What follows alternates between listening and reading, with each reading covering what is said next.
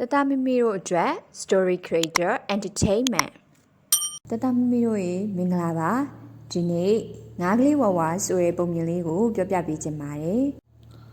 တခါကကြည်လင်အေးမြရဲ့ရေကန်ထဲမှာဝဝဆိုတဲ့ငါးငယ်လေးနဲ့သူ့မေမေတို့နေထိုင်ကြတဲ့ဝဝဟာအရန်ကိုတက်ကြွသူလေးဖြစ်ပြီးသူ့ပတ်ဝန်းကျင်အကြောင်းကိုအမြဲစူးစမ်းနေတဲ့မေမေကဝဝကိုအရန်ချစ်ပြီးအန်ရီဖြစ်မှာကိုလည်းအရန်စိုးရင်တဲ့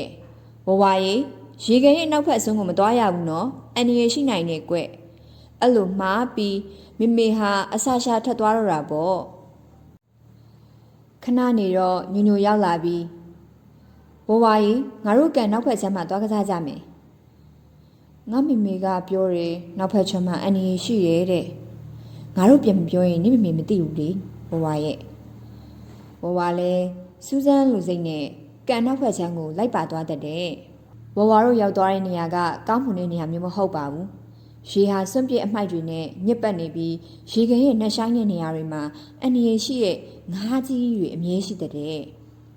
ဝဝတို့ကစားနေတော့ရုတ်တရက်အနောက်ဘက်ကငါးကြီးကြီးတကောင်လာနေတာကိုတွေ့လိုက်ရတဲ့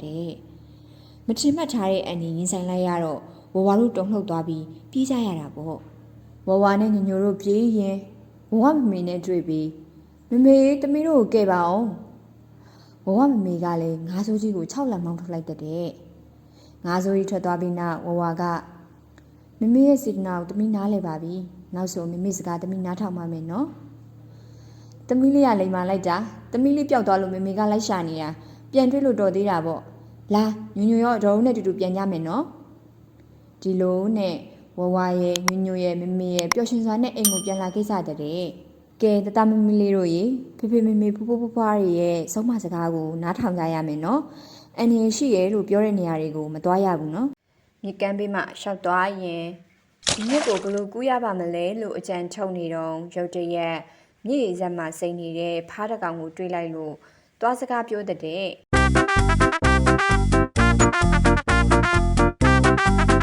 ငါရည်နှစ်ပြီးတော့တင်မင်းလည်းရည်နှစ်တင်မှာမကြောက်ဘူးလားကွာ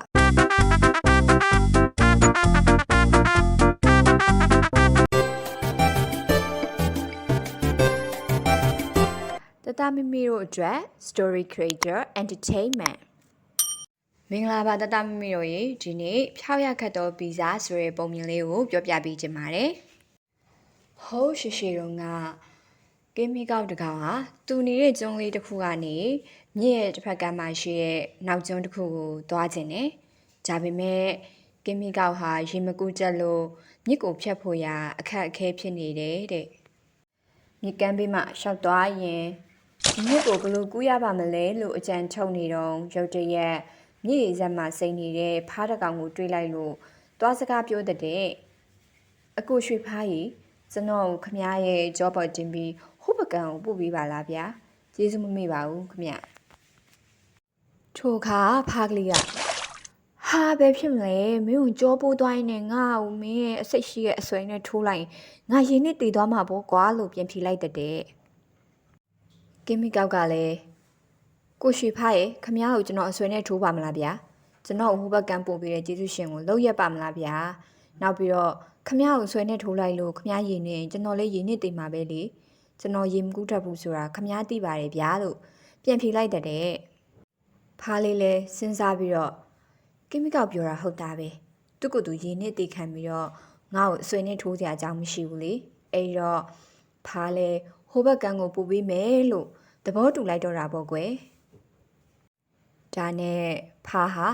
ကင်းမီကောက်လေးကိုကြောပေါ်တင်လို့ရေစီးတန်တဲ့မြစ်မှာသူ့ကိုယ်ကိုရေပေါ်ပေါ်အောင်ကြိုးစားပြီးတော့မြစ်ကိုဖြတ်ကူးတော့တာပေါ့မြစ်လေရောက်တော့ဖားဟာသူ့ကြောမှာစုကနေတစ်ချက်ခံစားလိုက်ရတဲ့နောက်ကိုအသာလှည့်ကြည့်လိုက်တော့ကင်းမီကောက်ကအဆွဲကိုသူ့ရဲ့နောက်ကြောကနေပြီးတော့ဆွဲနှုတ်လိုက်တာကိုတွေ့လိုက်ရတဲ့ဖားလေးလဲနာကျင်တဲ့ဝေနာကိုခံစားရင်ပြောလိုက်တဲ့ဟာမင်းဘယ်လိုလုပ်လိုက်တာလဲမင်းမဲစောစောကပြောတယ်လေငါ့ကိုအဆွဲနဲ့မထိုးဘူးလို့အခုတော့ငါမှအစိတ်တက်နေပြီငါရင်နှစ်ပြီးတော့တင်မင်းလည်းရင်နှစ်တင်မှာမကြောက်ဘူးလားကွာကင်းမီကောက်ကဘာပြန်ပြောသလဲဆိုတော့ခမားတင်ကျွန်တော်လည်းရင်နှစ်တင်မှာတိပါတယ်ဒါပေမဲ့တခြားတတော်တကောင်ကိုတွေ့ရင်အဆွဲနဲ့ထိုးတက်တဲ့ကျွန်တော်ရဲ့ဗီဇာကိုဖျောက်လို့မရလို့ပါဗျာနောက်ဆုံးတော့ ဖားရောကင်းမီကောင်ရောနှစ်ကောင်သလုံးမြစ်ရည်နဲ့နစ်မြုပ်ပြီးတော့တေဆုံးသွားကြပါတော့တဲ့ကွယ်ကဲတတမီတို့ရေဗီဇာကဖျောက်ဖို့ခက်တယ်ဆိုပေမဲ့မကောင်းတဲ့ဗီဇာဆိုလို့ရှင်ဖျောက်ဖြက်ဖို့ကြိုးစားရမယ်နော်အဲ့လိုမှမဟုတ်ဘူးဆိုရင်မကောင်းတဲ့ဗီဇကြောင့်သူတစ်ပါးဒုက္ခရောက်သွားတယ်လို့မိမိကိုယ်တိုင်လည်းဒုက္ခရောက်နိုင်ပါတယ်နော်အတင်စင်တဲ့တင်အားနေစဉ်တိရစ္ဆာန်တစ်ကောင်ကြီးကျွေးပါမယ်ဒါကြောင့်ကျွန်ုပ်တို့ကရိတ်နဲ့ညှဉ်းပန်းမှုတွေကိုရပ်တန့်ပေးပါလို့တိရစ္ဆာန်အားလုံးရဲ့ကူစားရုံကလေးကတောင်းဆိုလိုက်တဲ့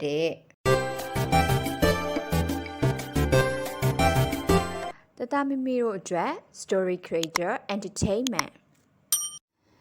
မင်္ဂလာပါတတမီတို့ရေဒီနေ့ဉာဏ်ပညာကြီးမားသောကြောက်ကလေးဆိုတဲ့ပုံပြင်လေးကိုပြောပြပေးခြင်းပါတယ်